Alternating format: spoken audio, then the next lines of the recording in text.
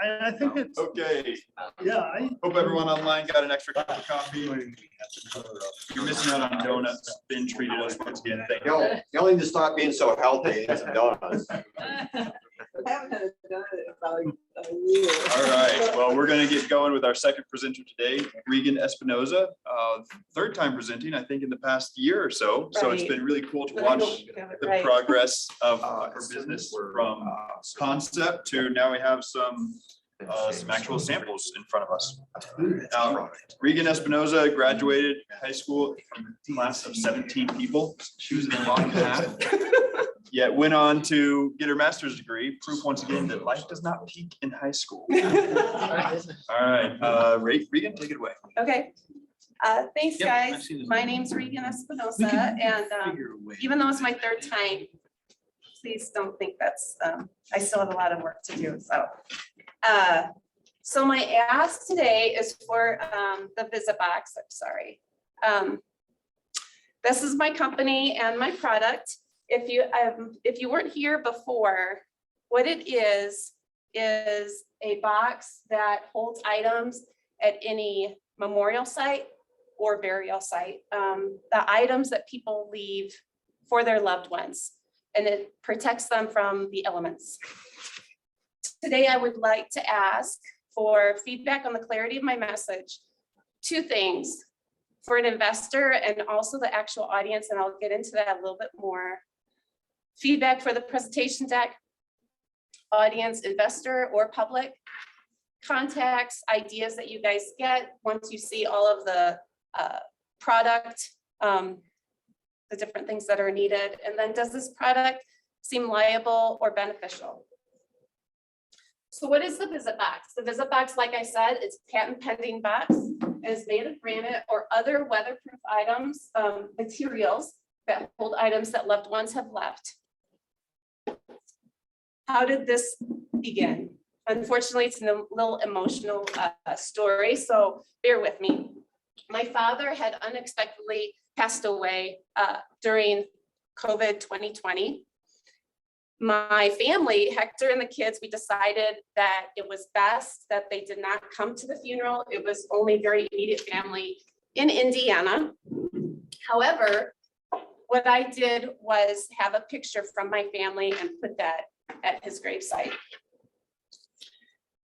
When we came back, my daughter had a picture. It was blown into a nearby field, very rural cemetery. And it was pretty emotional. And I thought, I've lost my father. I've lost the support temporarily from my family being able to be there at the burial. And now I've lost a picture and a drawing for my daughter.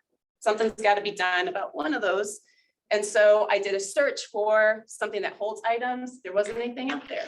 So I created it myself. This is what it looked like when I put this down after the burial. Then we went back with my family, and that was the end result. Picture of my father and I dancing at our wedding. I did a little bit more research. The research was looking at other areas. This was just in the northern Colorado area. Broken items, the rosaries get caught in the lawn care of people, the cemetery staff doing all the lawn. And then here you see more broken pieces, and that gets also in the weed trimmers. Also, another area where people leave a lot of items is fallen soldiers. This is just from a cemetery in Fort Collins. There's shot glasses, there's notes that are in Ziploc bags, and then all these different medals along with pictures. And they also get broken, the shot glasses and everything else, the pictures get very faded. Unfortunately, child and infant loss, especially the recent incident that happened in Texas with the school shooting, people leave many, many things. Also, the Hispanic community leaves food for the Day of the Dead and full beer cans, different things like that. This is here in Fort Collins from Three Hopeful Hearts, and this is in just the specific baby cemetery. As I said, when people leave food, there's a concern with wildlife. Just in this area, there is more and more development.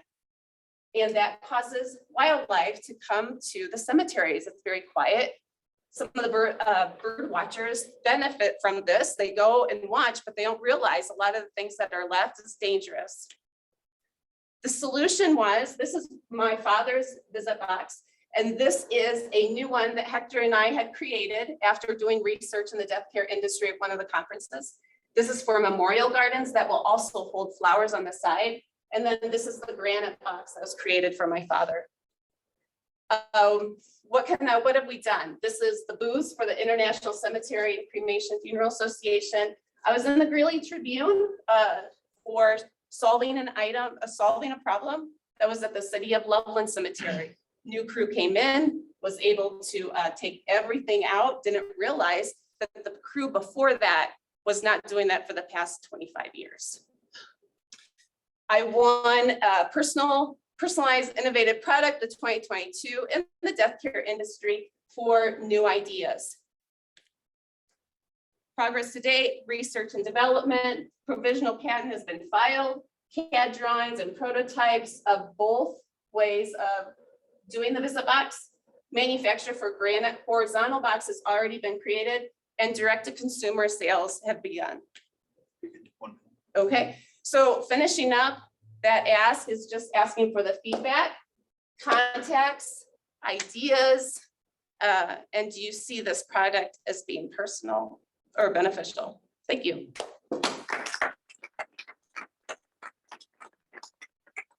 Congratulations on the awards and that's awesome.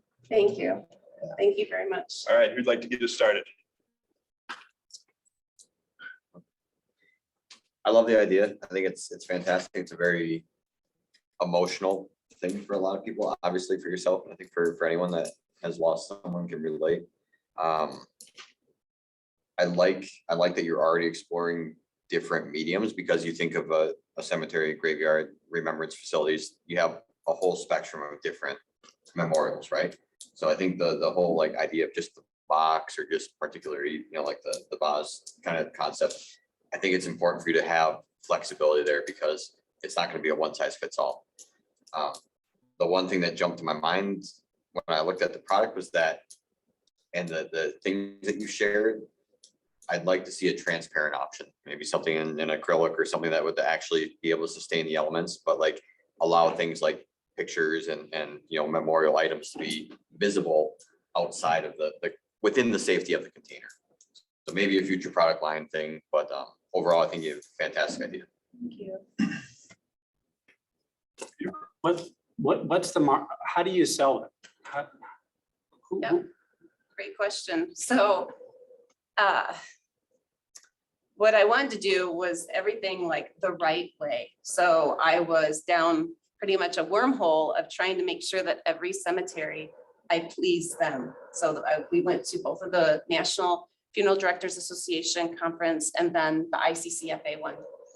I thought it would be great to be able to go straight to them and say, this can help you guys. There's a lot of arguments about we don't allow it. I don't care. We're still putting this here. This is our family member. So there was always this argument.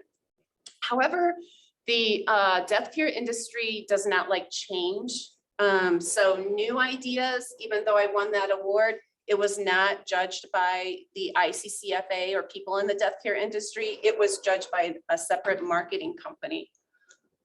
So my sales have actually been direct to consumer. So people come to me and say, I need this for my family member. We leave items, I want this. So I've had to do a shift and it was a very expensive one of where my audience I thought was. So now what I wanted to ask also is the ideas of the business mentor had said, go to grief counselors. I'm an occupational therapist, so there's research as far as with grief and the dying process, and something meaningful to do is leave items or create a memorial. So I'm now in that area because I can see where sales are.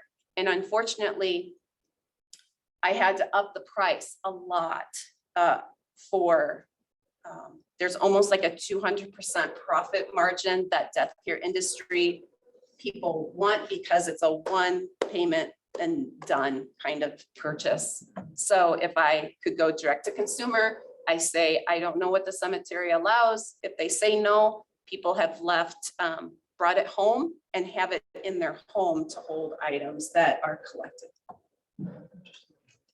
I think your story has gotten much better. Your storytelling has gotten a lot better over your practice of it. It could be shortened quite a bit. I think for me anyway, and maybe this is because I've heard it already, the compelling argument is clear almost immediately. And so you don't need 4 slides with all these different scenarios, especially if you're going to be presenting to potential investors and they give you 5 minutes. You got to get talking about financials at some point. How much are you making now? How much can they make by investing in this? And having a second solution, second product already, I think is really, really awesome. And investors would love to see that too. So well done. Thank you. That's Gloria. Hey, yeah, thanks. Thanks for your presentation. I just think it's a great idea, and that it's something so personal that you really want to benefit so many other people. To me, it's just very dear. What I was thinking of, as you as an independent person may have a lot more difficulty than if you were to partner with maybe the funeral companies and offer this as an add-on for something that they offer, because they charge quite a bit of money for stuff. And I don't know if you've tried that or not. You have.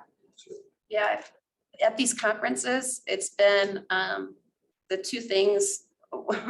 Unfortunately, one person had said, well, a bigger company is going to do this quicker, cheaper, and get a whole lot out compared to just me. So that was pretty intimidating. So I thought if I could show, I worked very hard to get the award. One of the main questions was, what's your sales? That was a huge point. And at the time, I was honest, the only sale I've done is my father's, and I bought it myself. I didn't charge my mother, but that authentic, I think, was good. However, I feel like it can also be taken advantage of, or people say, well, they can change the patent by 10% and get around it, or different things like that. So the bigger companies, I really hoped would partner, or if I could license it with them. But it was not, it's kind of not been completely accepted, I guess, unfortunately. Shark Tank, maybe. I know. So that's not an uncommon issue. Oh, negative, sorry. That's a common issue, that you have an industry that doesn't want to change because they like it the way it is. So I do think the mentor, the business coach that told you, maybe you should go look at other people around the death industry that are supporting the folks, because, kind of like the accident, right in the moment of the accident, or right after you find out somebody passed away, surprise or not, or, it's a surprise or not, there's a whole bunch of emotional stuff there, and it's hard for people to get to it. But I think that as part of I'll say the grieving process, maybe is another way to look at it versus the actual event of burying somebody, because there people can start to use the box as a way to work through the grief they have for this individual, and it's something they can go back to. So I think there's if you shift your mentality a little bit in terms of the event to the process after, or even on the front end, somebody knows you're going to be passing away from Alzheimer's or something. There's, you can get all that stuff in the front end as well. And then it becomes more of a celebration versus a tragedy. It's still hard, but at least there's something that you're benefiting from. So that might be another way to think about it. And I do think going directly to folks who are involved in that, because they already know something's going to happen, I do think that that's a much more, might be much more amenable to something new and different, because it benefits them versus trying to go through somebody else. Yeah, makes sense. Thank you. Yeah. The memory care places have right there at that patient's room a place to put things, and it might be good, you could sell it in advance, like for visitors coming through, that they could put something in there before the person dies. I mean, because that is something that they're trying to facilitate. That's an idea. Yeah, a lot of the drawings, like kids' drawings, are ones that it's like, you don't have them laminated, they're very frail or what, so people have folded them up and put them in. Last comment? So I love it. I think it doesn't surprise me running into issues with the death care industry. I had an uncle who died probably right around the start of COVID, and my dad died very young. And I went to boarding school and walked through the graveyard where my dad's buried for 5 years. And I never went to visit it because it's a plaque on a wall written in Greek. I don't understand it. And I can see if there was something personal connecting it, other than just monumental granite that's very expensive and looks great, but has no personal connection to the human you lost. I think that's a fantastic improvement on the industry. And so it doesn't surprise me at all that they would fight you. I remember my uncle who died a couple of years ago. Yeah, we had a burial, and yeah, he had a nice little box. His ashes were buried in it. It was a nice ceremony, and we were all there. But the thing that was more meaningful was the week after he died, all of his neighbors and all of his friends came by and left little pebbles painted with messages for his daughters and his wife. And the leaving little tokens meant a whole heck of a lot more than, the little plaque on the ground where he's buried in a fancy cemetery with a nice landscape. So I think this is fantastic. I think the piece about different communities celebrating or memorializing death differently is important, because I don't think I'm saying anything out of turn when I say the death care industry caters to a very narrow band of what people are expected to want when a loved one dies. And that's fancy stone, expensive things that look good in a Christian cemetery. And I think it doesn't surprise me at all that they push back. I don't think that means you don't have a great product. And I think they'll push back against you until you push them into the past. They probably will. Thanks, Regan. Can I get one more? Okay. Last one? All right. Yeah, I think the pivot to direct to consumer is the way to go for many of the reasons laid out. It's an entrenched industry and you're disrupting it, right? So I don't know how you're familiar with the movie The Big Lebowski. No.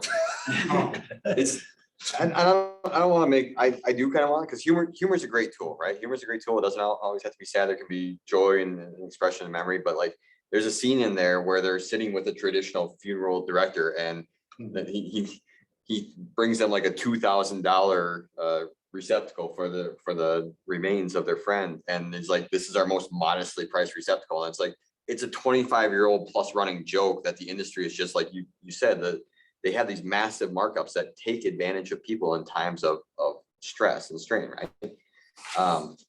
I honestly think there's a direct to consumer marketing campaign there that you can actually latch onto and build a brand off of, and really kind of make it, hey, you're helping people process death in the way that they want to process it, not how someone else is telling them they're supposed to want to process it.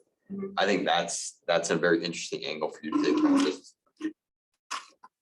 Don't be discouraged by disrupting the norm. Thank you. That was a good comment. Thank you.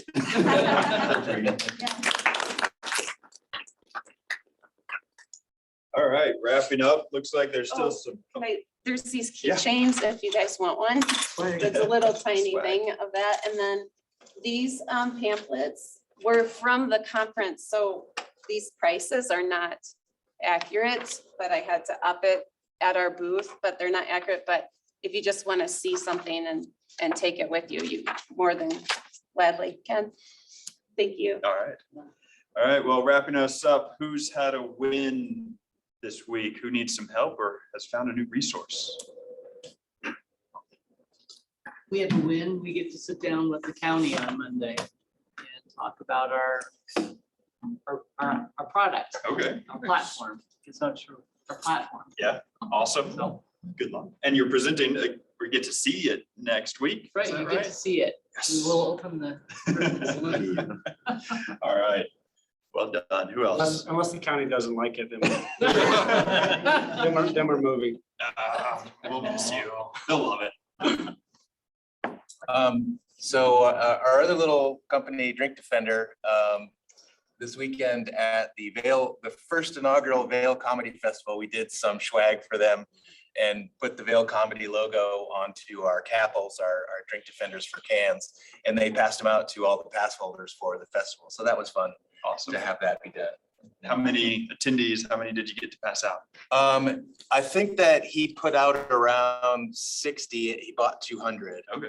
And it's sort of a little test marketing thing to see what happens. And he said, actually, a couple of people from Fort Collins were there and said, hey, I know that thing. So I might see you at Cups or something. So let's see what happens. But that's Mark Masters, by the way. He's presented here a couple of times. He's a comedian and he's been doing a lot during the pandemic. And anyway, he has a book called Not Funny or Not Good Yet. And it's pretty interesting to see his story. So. Anyone else? All right, well, we need more presentations in July. And of course, if you want to schedule out to August, if you're that type of person who plans that far in advance, good on you. Let Natalie know. There's her email or catch me afterwards. All right, well, have a good rest of your week. Thank you. Bye, everyone online.